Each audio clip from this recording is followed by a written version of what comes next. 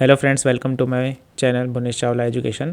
आज के इस वीडियो में हम लीड कोड की एक फेमस प्रॉब्लम सॉल्व करने जा रहे हैं जिसका नाम टू सम है। तो अभी मैं प्रॉब्लम को रीड करना स्टार्ट करूँगा। जैसे कि हमको एक एरे दिया हुआ है इंटीजर्स का, नम्स एरे, और एक इंटीजर है टारगेट। तो हमको ऐसे इंडिसेस रिटर्न करने हैं जिसका जो सम होगा वो टारगेट के इक्विवेलेंट होगा। जैसे कि एग्जांपल 1 में आप देख सकते हैं कि जो नम्स एरे दिया हुआ है उसमें 2, 7, 11, 15 ये 4 एलिमेंट्स हैं और टारगेट जो है हमारा वो 9 है। तो अगर हम 2 और 7 को ऐड करते हैं तो हमारा टारगेट 9 बन जाता है। तो आउटपुट हमारा 0, 1 आ गया। इस क्वेश्चन में एक नोट भी दिया हुआ है कि एग्जैक्टली 1 सॉल्यूशन है और हम किसी भी एलिमेंट को हम 2 बार यूज़ नहीं कर सकते हैं। फॉर एग्जांपल यहाँ पे इस एरे में अगर 2, 7, 11, 15 है और टारगेट हमारा 4 होता तो हम 2 को 2 बार ऐड करके 4 नहीं बना सकते थे। तो ये इस क्वेश्चन में कहना चाह रहा है। You can return the answer in any order. तो ऑर्डर वहाँ पे मैटर नहीं करता है, किसी भी ऑर्डर में हम इंडिसेस को रिटर्न कर सकते हैं। तो जो फर्स्ट थिंग हमारे माइंड में आता है इस क्वेश्चन को सॉल्व करने का, जैसे ब्रूट फोर्स अप्रोच जो अपना होता है कि मैं सारे पॉसिबल सॉल्यूशंस निकाल लूँ। लाइक इस एरे के जितने भी एलिमेंट्स हैं उनके मतलब ai plus aj, ith element और jth एलिमेंट का सम में निकाल लूँ और मैं चेक कर लूँ कि वो टारगेट के इक्विवेलेंट है कि नहीं है। तो वो सॉल्यूशन जो हमारा होता है वो n² में जाएगा, क्योंकि हमें हर पेयर को चेक करना पड़ेगा, उसका एडिशन करके हमें टारगेट के इक्वल होगा तो हम इंडिसेस को रिटर्न कर देंगे। तो वर्स्ट केस में उसकी कॉम्प्लेक्सिटी n² हो जाएगी, जो कि ऑप्टिमल सॉल्यूशन नहीं है। और इस क्वेश्चन के लास्ट में दिया हुआ भी है कि can you come up with an algorithm that is less than O of n² time complexity. और जो एरे की लेंथ है वो आप देख सकते हो कि 10⁴ तक जा रही है। तो n² में ऑब्वियसली जो सॉल्यूशन होगा हमारा 10⁸ चला जाएगा, तो वो फिजिबल नहीं होगा। तो इसलिए हम ट्राई करते हैं कि कैसे इसको ऑप्टिमाइज़ कर सकते हैं।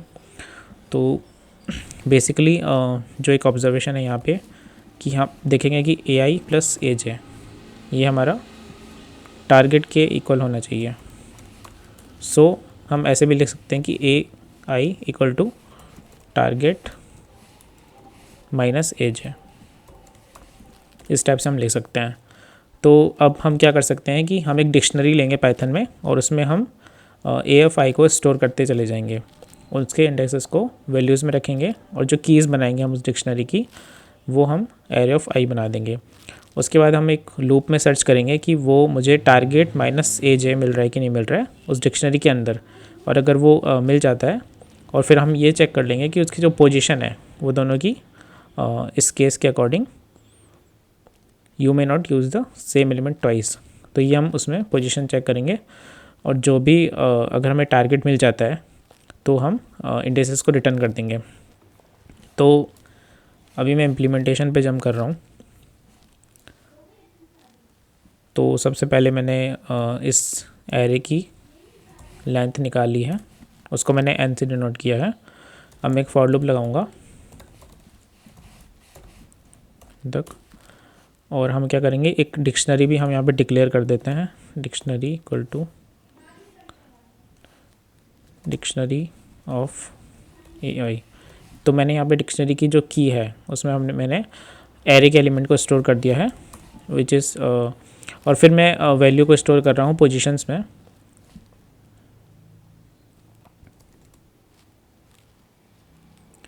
तो उसके बाद की में मैंने स्टोर कर लिया है एरे ऑफ आई, और जो पोजीशन होगी इंडिसेस होंगे उनको मैं स्टोर करता जा रहा हूँ डिक्शनरी की वैल्यू में। ठीक है, उसके बाद एक हम लूप लगाते हैं,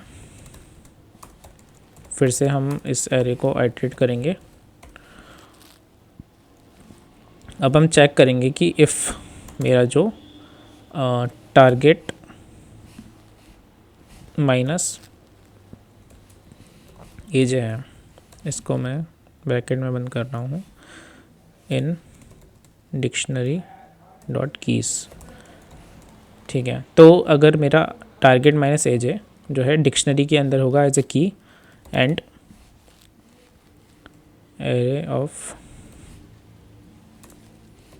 जो इसकी पोजीशन होगी वो हम कैसे निकाल सकते हैं डिक्शनरी के अंदर। हम अगर ये एलिमेंट अवेलेबल है एज ए की, इसकी हमने फिर पोजीशन निकाली वैल्यू से, क्योंकि मैंने यहाँ पे की वैल्यू पेयर में स्टोर किया था और इंडिसेस को मैं वैल्यू में स्टोर करता जा रहा था। ठीक है, तो dictionary which is not equal to J.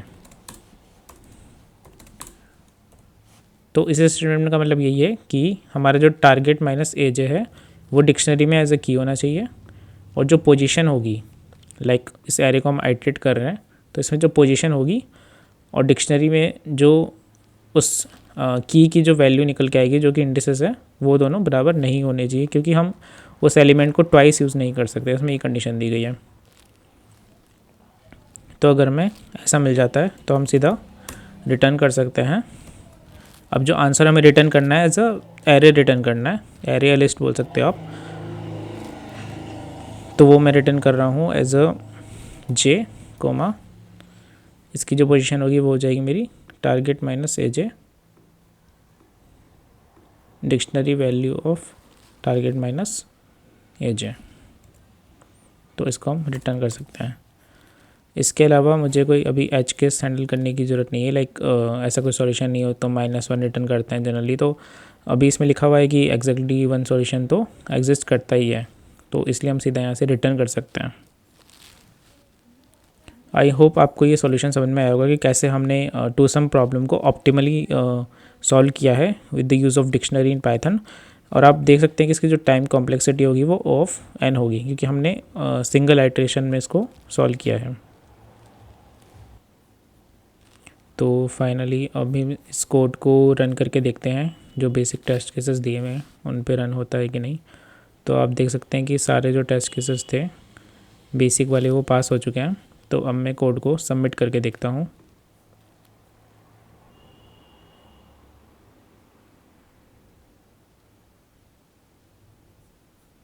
तो ये कोड एक्सेप्टेड हो चुका है, 63 out of 63 test cases pass हो चुके हैं। सो आप देख सकते हैं कि कैसे हमने इस प्रॉब्लम को अप्रोच किया और सॉल्व किया। So thank you guys for watching this video and stay tuned for upcoming coding videos on this channel.